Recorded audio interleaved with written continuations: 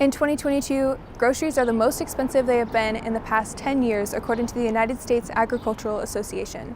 As prices continue to rise each month, shoppers are starting to feel it in their wallets.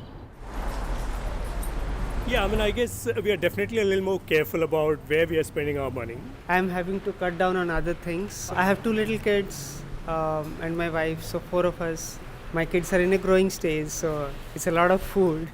To be honest with you, it seems like it's cheaper to go out to eat at the fast food restaurant than it is to go home and cook a whole meal. Wages in the U.S. have not yet matched inflation, meaning groceries are taking a big bite out of the budgets of many Americans.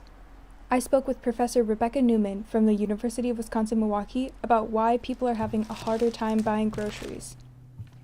So it's when prices rise faster than wages that we're able to buy a smaller set of goods. Shoppers and experts agree that meat is costing them the most. Just now, I went to the grocery store and instead of buying chicken breast, I bought chicken thigh for $1.49 instead of $4.99. So we're feeling the pinch.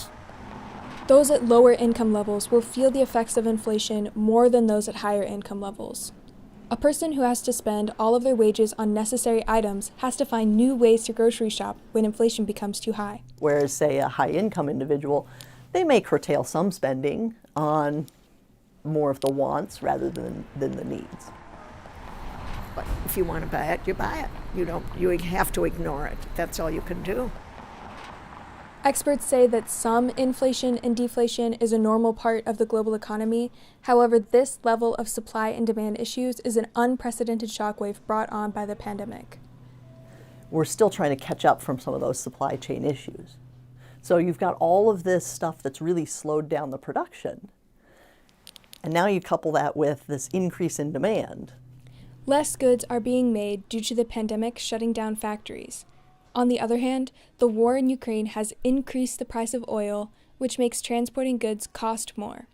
All of that, plus the fact that people are now spending more as they become less concerned with COVID, is causing an increased demand for goods.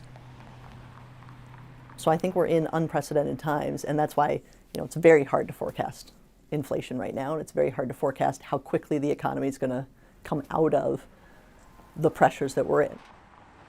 Inflation is real. Rent going up.